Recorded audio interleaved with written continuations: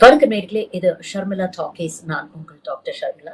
நேத்து பார்த்தீங்கன்னா, நாடாளுமன்றத்துல மதுரை எம்பி திரு சு. வெங்கடேசன் அவர்கள் ரொம்ப இம்ப்ரெசிவான ஒரு ஸ்பீச் குடுத்திருக்கிறாரு. ரொம்ப போல்டு ஸ்பீச். நெறைய விஷயங்கள வந்து அ போட்டு உடைச்சிருக்கிறாரு அப்படின்னு தான் சொல்லணும். அ அந்த ஸ்பீச் தான் இன்னைக்கு சோஷியல் மீடியால வந்து வைரல் ஆயிட்டு இருக்கு. அதுல நெறைய விஷயங்கள வந்து அவர் குறிப்பிட்டிருக்காரு. ஸ்பீச் ஆரம்பிக்கும்போது ரொம்ப அழகா ஒரே வார்த்தையில வந்து இந்தியா எந்த அளவுக்கு வந்து பாஜக ஆட்சி காலத்துல பின்னோக்கி சென்று இருக்கிறது அப்படிங்கிறத விளக்கக்கூடிய வகையில அவர் சொல்றாரு, உலகத்திலேயே இருக்கக்கூடிய மக்கள் தொகையில 20% இந்தியாவுல இருக்கு. ஆனா உலக வர்த்தகத்துல வெறும் 2% தான் இந்தியாவுடைய பங்கு இருக்கு அப்படிங்கிற ஒரு விஷயத்த சொல்றாரு. இதற்கு காரணம் வேற யாருமே கிடையாது, நாம தான்.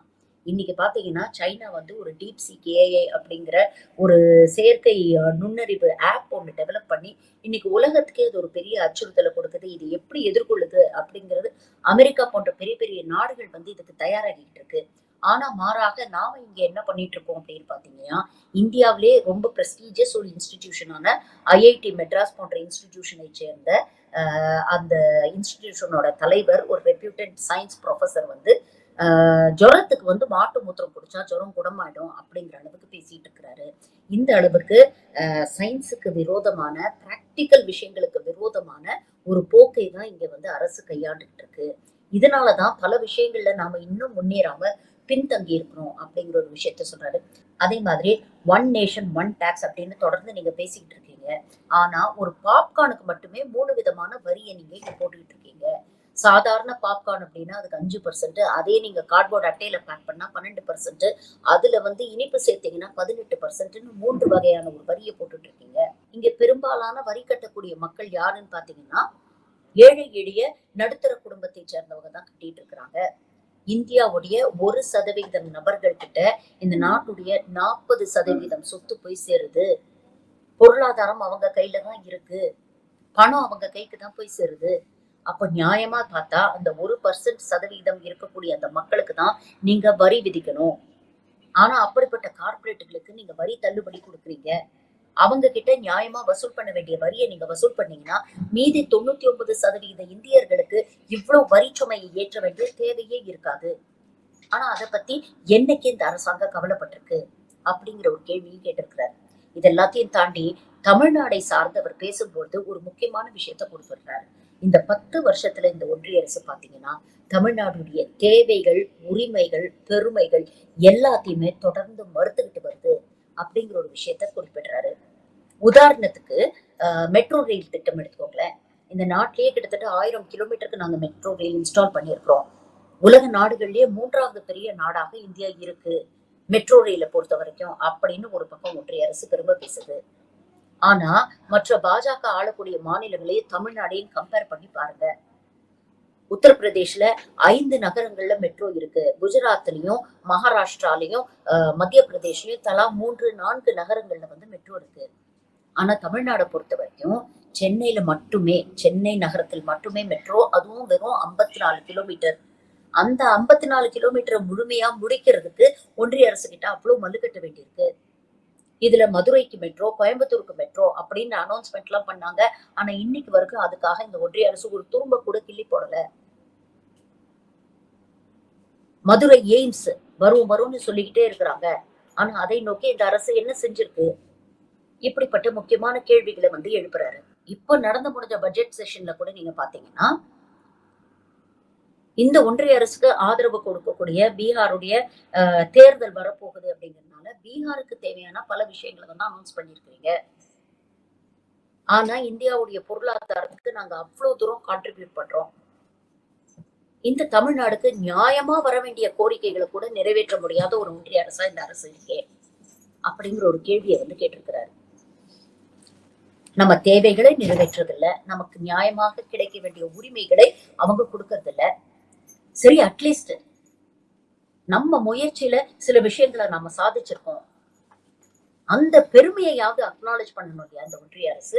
கொஞ்ச நாள் முன்னால பாத்தீங்கன்னா, தமிழ்நாட்டுடைய முதலமைச்சர் ஒரு முக்கியமான ஒரு அனௌன்ஸ்மெண்ட்டை கொடுத்தாரு. அதாவது கிட்டத்தட்ட 5200 ஆண்டுகளுக்கு முன்பு இரும்பு காலமே வந்து இங்க தமிழ்நாட்டுல இருந்து தான் தொடங்கி இருக்கு அப்படிங்கிற ஒரு அனௌன்ஸ்மெண்ட். இது வரலாற்றையே அப்படியே மாற்றி புரட்டி போடக்கூடிய ஒரு முக்கியமான அனௌன்ஸ்மெண்டா இருக்கு. இத்தனை நாள் வந்து காப்பர் ஏஜ், பிரான்ஸ் ஏஜுக்கு அப்புறம் தான் அயன் ஏஜ் வந்தது அப்படின்னு நினைச்சிட்டு இருக்காங்க. அதுவும் விந்திய மலைக்கு வடக்கே தான் காப்பர் இல்ல பிரான்ஸ் அதோடைய வெங்கலத்துடைய பயன்பாடு அதிகமா இருந்தது. அதுக்கப்புறம் தான் வந்து அயன் ஏஜ் வந்தது அப்படின்னு சொல்லிட்டு இருந்தாங்க. ஆனா இப்ப கிடைச்சிருக்கிற தரவு பிரகாரம் பாத்தீங்கன்னா சிந்து சமவெளி நாகரிகத்துக்கு ஒரு பேரலல் சிவிலைசேஷனா இங்க இருக்கக்கூடிய தமிழர்களுடைய சிவிலைசேஷன் இருந்திருக்கு, தமிழர் நாகரிகம் இருந்திருக்கு அப்படிங்கிற ஒரு தரவுகள் இன்னைக்கு நமக்கு கிடைச்சிருக்கு. முதலமைச்சர் $1 மில்லியன் அனௌன்ஸ் பண்ணியிருக்கிறார் அந்த ஸ்கிரிப்டை டீகோட் பண்ணி கொடுக்கறவங்களுக்கு. இது எவ்வளவு பெருமைப்பட வேண்டிய விஷயம். உலகம் எல்லாம் தமிழ்நாட்டை திரும்பி பார்த்துட்டு இருக்கு. உலக அளவில் இருக்கக்கூடிய இந்த ஆர்கியாலஜிஸ்ட், சயின்டிஸ்ட் எல்லாருமே வந்து இந்தியாவை பெருமையா பாக்குறாங்க. அந்த அளவுக்கு இங்க இருக்கக்கூடிய தமிழ் சமூகம் அந்த காலத்துல இருந்தே அவங்களுடைய பகுத்தறிவை பயன்படுத்தி எவ்வளவு நாகரிகமான ஒரு முன்னேற சமுதாயமா இருந்திருக்கிறாங்க அப்படிங்கிறதுக்கு இதெல்லாம் ஒரு சான்று. இதெல்லாம் பெருமைப்பட வேண்டிய விஷயம் இல்லையா? இத நாட்டில் இருக்கக்கூடிய மற்ற மாநிலங்களுக்கு கொண்டு போய் சேர்க்க வேண்டிய ஒரு விஷயம் இல்லையா? இதை குறிப்பிட்டு அவர் சொல்றாரு, வருகிற 15ஆம் தேதி நாடாளுமன்ற உறுப்பினர்களுக்காக ராமாயண அனிமேஷன் பிலிம் வந்து திரையிட போகும் நீங்கள் இந்த கீழடி பற்றியும் அங்க கிடைச்ச தரவுகள் பற்றியும் தமிழ்நாடு அரசு ஒரு ஆவணப்படத்தை தயாரிச்சிருக்கே. இந்த ஆவணப்படத்தை ஏன் நீங்க பார்லிமெண்ட்ல மற்ற எம்பிக்களுக்கு எல்லாம் போட்டு காமிக்க கூடாது? மற்ற மாநிலங்களுக்கு தமிழ்நாட்டோட பெருமையை ஏன் கொண்டு சேர்க்க கூடாது அப்படிங்கிற ஒரு விஷயத்த கேட்கிறாரு. மேடைக்கு மேடை தமிழை நான் வந்து ரொம்ப மதிக்கிறேன் அப்படின்னு பிரதமர் மோடி சொல்றாரு. ஆனா எந்த அளவுக்கு இன்னைக்கு நாடாளுமன்றத்தையே நீங்க ஹிந்தியை திணிக்கிறீங்க அப்படிங்கிறதுக்கும் ஒரு உதாரணத்தை சொல்றாரு. நாடாளுமன்றத்துல பிரசிடென்ட் ஆஃப் இந்தியா அவங்களோட உரையை படிக்கும் பொழுது அதுல இந்திய அரசியலமைப்பு சட்டத்துடைய முகப்புரையை படிப்பாங்க. நாங்கள்லாம் ஆவலா காத்துக்கிட்டு இருந்தோம் பிரசிடென்ட் ஆஃப் இந்தியாவுடைய அட்ரஸுக்கு. இன்ஃபேக்ட் கான்ஸ்டிடியூஷனை வடிவமைக்கும் பொழுதே பிரசிடென்ட் ஆஃப் இந்தியா அப்படின்னு போடாம ராஷ்டிரபதி அப்படின்னு போடணும்னு மத்தவங்க எல்லாம் சொன்னாங்க. ஆனா புரட்சியாளர் அம்பேத்கர் சொன்னாரு, நான் கான்ஸ்டிடியூஷன் ஆங்கிலத்துல தான் எழுதுறேன், அதனால இதுல பிரசிடென்ட் ஆஃப் இந்தியா அப்படின்னு தான் நான் மென்ஷன் பண்ணுவேன் அப்படின்னு தெளிவா சொல்லியிருந்தாரு. ஆனா நாட்டுடைய குடியரசுத் தலைவர் இந்திய அரசியலமைப்பு சட்டத்தோட முகப்புரைய ஹிந்தியில படிக்கிறாங்க நாடாளுமன்றத்துல. இங்க எத்தனையோ பேர் ஹிந்தி தெரியாதவங்க இருக்கிறாங்க. அப்படி இருக்கும் பொழுது மற்ற மாநில மொழி பேசுவங்களை எல்லாம் கொஞ்சம் கூட மதிக்காம, அவங்க உணர்வுகளுக்கு மதிப்பு கொடுக்காம ஹிந்தியில நீங்க படிக்கிறீங்களே, இது எத்தனை பேருக்கு போய் சேரும் அப்படிங்கிற ஒரு கேள்வியை கேட்டு இருக்கிறாரு. இப்படி பல விஷயங்கள். டங்ஸ்டன் சுரங்கம் வரக்கூடாது அப்படிங்கிறதுக்கான போராட்டத்தை தொடர்ந்து தமிழ் மக்கள் எடுத்தாங்க கையில. அதுக்கு அரசாங்கமும் உறுதுணையா இருந்தது. முதலமைச்சர் தனி தீர்மானம் ஒண்ணு நிறைவேற்றினாரு. அது இல்லாம மக்கள் 77 நாள் களத்துல நின்னு போராடினாங்க. அப்பெல்லாம் ஒன்றிய அரசு 1க்கு 3 தடவை இதுல இருந்து நாங்க பின்வாங்க மாட்டோம் அப்படின்னு சொல்லுச்சு. ஆனா மக்களுடைய அழுத்தத்தின் காரணமாக நாங்க இந்த ப்ராஜெக்டையே பின்வாங்கிக்கிறோம் அப்படின்னு ஒன்றிய அரசு பணிந்து வந்தது. மோடி அரசாங்கத்துல மோடி அரசை பணிய வைத்த பெருமை தமிழர்களுக்கு உண்டு அப்படிங்கறத பேசியிருக்கிறார். இவ்வளவு செஞ்சு முடிச்சதுக்கு அப்புறம் என்னவோ மக்களுக்கு நல்லது செய்யற மாதிரி ஒன்றிய அரசு அதுக்கு கிரெடிட் எடுக்க பாக்குது. ஒன்றிய அமைச்சர் இனிமேலாவது அந்த மக்கள் எல்லாம் நிம்மதியா தூங்குவாங்க அப்படின்னு சொல்றாரு. ஆனா எங்களுடைய தூக்கத்தை கெடுத்ததே நீங்க தான் அப்படிங்கிறது தான் உண்மை அப்படிங்கறத பேசியிருக்காரு. ஒரு அரிட்டாப்பட்டியை நாங்க வந்து காப்பாத்திட்டோம்.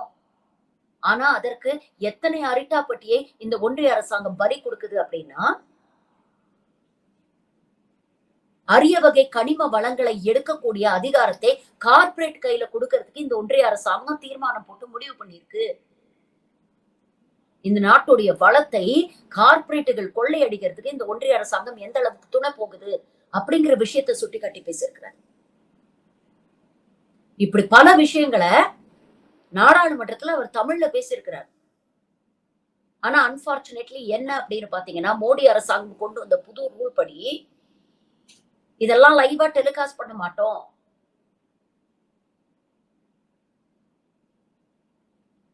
ஹிந்தி சப்டைட்டில்ஸோட இல்ல ஹிந்தி வாய்ஸ் ஓவரோட தான் மற்ற மாநிலங்களுக்கு இது போய் சேரும் அப்படின்னு சொல்லியிருக்கிறாங்க. மற்ற மாநிலங்களுக்கு தமிழ்நாடுடைய பெருமை போய் சேருதா இல்லையா அப்படிங்கிறது நமக்கு தெரியாது. ஆனா இங்க இருக்கக்கூடிய ஒவ்வொரு தமிழனும் இந்த விஷயங்களை அவசியம் தெரிஞ்சுக்கணும். எந்த அளவுக்கு தொடர்ந்து நமது தேவைகளை, உரிமைகளை பெருமைகளை இந்த ஒன்றிய அரசு வந்து மதிக்காம நடந்துக்குது அப்படிங்கிறத ஒவ்வொரு தமிழனும் தெரிஞ்சுக்கணும். முடிஞ்சா அவசியம் திரு சு வெங்கடேசன் அவர்களுடைய ஸ்பீச்சை யூடியூப்ல போய் பாருங்க. ரொம்ப இன்ஸ்பைரிங்கா இருந்தது.